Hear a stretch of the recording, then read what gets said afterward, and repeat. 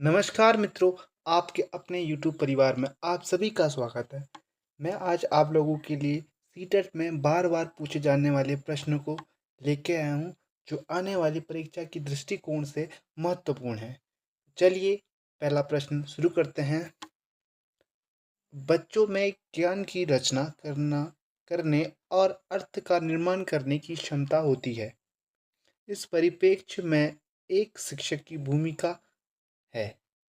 ए संप्रेषक और व्याख्याता की, बी सुगमकर्ता की, सी निर्देशक की, डी तालमेल बैठाने वाले की। तो इसका राइट आंसर हो जाएगा ऑप्शन नंबर बी, सुगम करता। ठीक हो गया।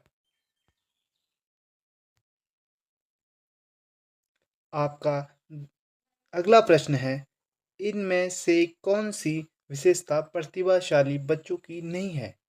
प्रतिभाशाली बच्चों की नहीं है। देखिए आप, ए है उच्च आत्म क्षमता, बी निम्न औसतीय मानसिक प्रतिक्रियाएं, सी अंतर्दृष्टि पूर्वक समस्याओं का समाधान करना, डी उच्च स्तर श्रेणी की मानसिकता प्रक्रिया। तो इसका राइट आंसर हो जाएगा ऑप्शन नंबर बी।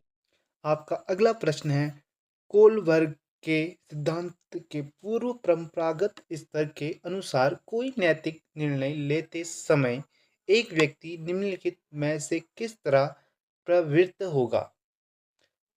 ए व्यक्तिगत आवश्यकताएं तथा इच्छाएं, बी व्यक्तिगत मूल्य, सी पारिवारिक अपेक्षाएं, डी अंतर्निहित संभावित दंड। तो इसका राइट आंसर हो जाएगा क्या?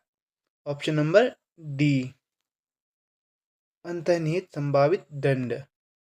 ठीक हो गया।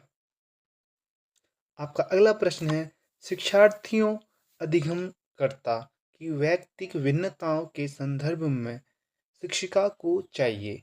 ए निर्गमनात्मक पद्धति के आधार पर समस्याओं का समाधान करना, कलन विधि एल्गोरिथम का अधिकतर प्रयोग करना, सी याद करने के लिए शिक्षार्थियों को तथ्य उपलब्ध कराना, डी विविध प्रकार की अधिगम परिस्थितियों को उपलब्ध करना।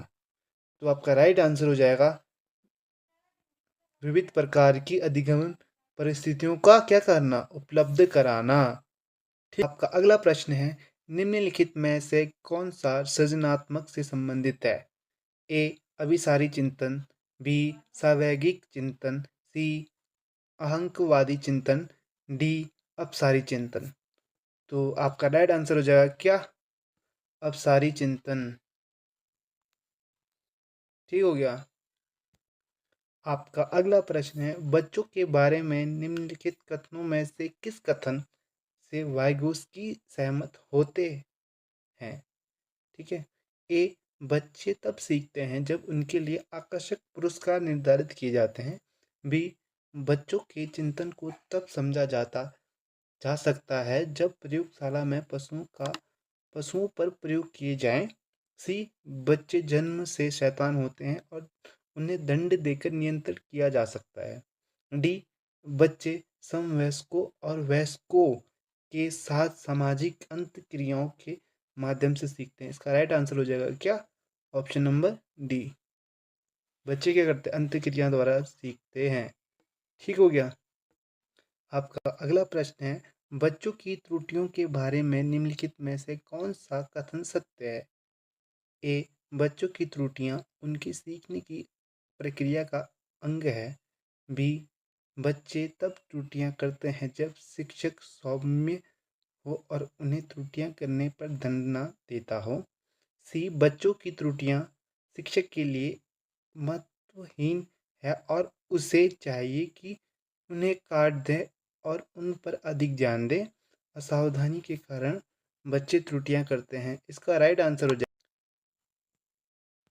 ऑप्शन नंबर ए, बच्चे की त्रुटियों उनके सीखने के लिए की प्रक्रिया का अंग है। ठीक है, त्रुटियों के द्वारा ही सीखता है बच्चा। अगर गलती ही नहीं करेगा तो कैसे सीखेगा ना। और आपका अगला प्रश्न है, सुरेश सामान्य रूप से एक शांत कमरे में अकेले पढ़ना चाहता है, जबकि मदन एक समूह में अपने मित्रों के साथ पढ़ना चाहता है। यह उसके डॉट डॉट में भिन्नता के कारण है। अभिक्षमता, बी अधिगम शैली, सी है परावर्तकता स्तर, डी मूल्यों। तो इसका राइट आंसर हो जाएगा अधिगम शैली, ऑप्शन नंबर बी। ठीक हो गया। और आपका अगला प्रश्न है, प्राकृतिक पोषण विवाद में प्रकृति से अभिप्राय है। ए जैविकीय विशिष्टताएं तथा वंशानुक्रम सूचनाएं, बी एक व्यक्ति की मूल्य वृत्ति, सी भौतिक और सामाजिक संसार की जटिल शक्तियाँ, डी हमारे आसपास का वातावरण।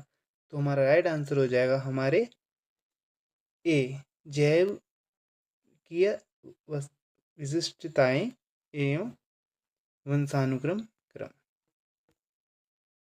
तो हमारा राइट आंसर क्या हो जाएगा ए। क्या हो जाएगा ए। ठीक हो गया। हमारा अगला प्रश्न है, बच्चे किस प्रकार से सीखते हैं? नीचे दिए गए कथनों में से कौन सा इस प्रश्न के विषय में सही नहीं है? ठीक है। ए हो गया, बच्चे तब सीखते हैं जब वे संज्ञानात्मक रूप से तैयार होते हैं। बी बच्चे अनेक प्रकार से सीखते हैं। सी बच्चे सीखते हैं क्योंकि वे स्वाभाविक रूप से प्रेरित होते हैं। डी बच्चे केवल कक्षा में ही सीखते हैं। तो हमारा राइट आंसर हो गया, बच्चे केवल कक्षा में ही नहीं सीखते हैं। ठीक है। बच्चे क्या होते हैं, अलग अलग जगहों पे ही सीखते हैं, कक्षाएं से ही नहीं सीखते, उनको किताबी ज्ञान से ही नहीं सीखते हैं। निम्नलिखित में से कौन सा समाजीकरण का एक प्रमुख कारण है? ए कंप्यूटर, बी वंशानु अनुवांशिकता, बी अनुवांशिकता, सी राजनीतिक दल, डी परिवार। तो हमारा राइट आंसर हो जाएगा क्या? परिवार। ठीक हो गया। आपका अगला प्रश्न है, बच्चों को समूह कार्य देना एवं प्रभावी शिक्षण रणनीति है क्योंकि ए छोटे समूह में कुछ बच्चों को दूसरे बच्चों पर हावी होने की अनुमति होती है। बी सीखने की प्रक्रिया में बच्चे एक दूसरे से सीखते हैं और परस्पर सहायता भी करते हैं। सी बच्चे अपना काम जल्दी करने में समर्थ होते हैं। डी इनमें शिक्षक का काम कम होता है। तो आपका राइट आंसर हो जाएगा ऑप्शन नंबर बी। ठीक हो गया। आपका अगला प्रश्न है, बालक केंद्रित शिक्षा में शामिल है। ए बच्चों का एक कोने में बैठना, बी प्रतिबंधित परिवेश में अधिगम, सी वे गतिविधियाँ जिसमें खेल शामिल नहीं होते, डी बच्चों के लिए हस्तपरक गतिविधियाँ। आपका राइट आंसर हो जाएगा बच्चों के लिए हस्तपरक गतिविधियाँ। ठीक हो गया। आपका अगला प्रश्न है, कक्षा अध्यापक ने राघव को अपनी कक्षा में अपने ही बोर्ड पर स्वयं द्वारा तैयार किया गया मधुर संगीत बजाते हुए देखा। कक्षा अध्यापक ने विचार किया कि राघव में डॉट डॉट बुद्धि उच्च स्तरीय है। ऑप्शन ए शारीरिक गतिबोधक, बी संगीतमय, सी भाषाई, डी स्थानिक। तो इसका राइट आंसर हो जाएगा क्या? संगीतमय। ठीक हो गया। आपका अगला प्रश्न है, जब एक शिक्षक यह समझता है कि स्वाभाविक रूप से लड़के गणित में लड़कियों से अच्छे हैं, यह दर्शाता है कि अध्यापक है। ए लिंग जेंडर पक्षपाती, बी शिक्षापद, सी सही दृष्टिकोण वाला, डी नीतिपरक। तो आपका राइट आंसर हो जाएगा क्या? शिक्षक कैसा है? लिंग जेंडर पक्षपाती। ठीक हो गया।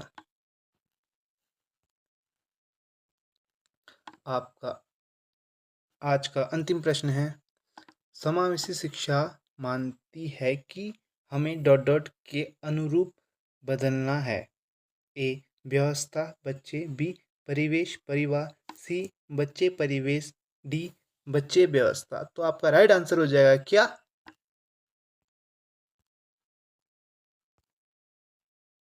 ए इसका क्या हो जाएगा? राइट आंसर है। आई होप आप लोग को ये वीडियो हेल्पफुल लगी होगी। अगर ये वीडियो आपको हेल्पफुल लगी है तो प्लीज़ इसको लाइक शेयर सब्सक्राइब करो।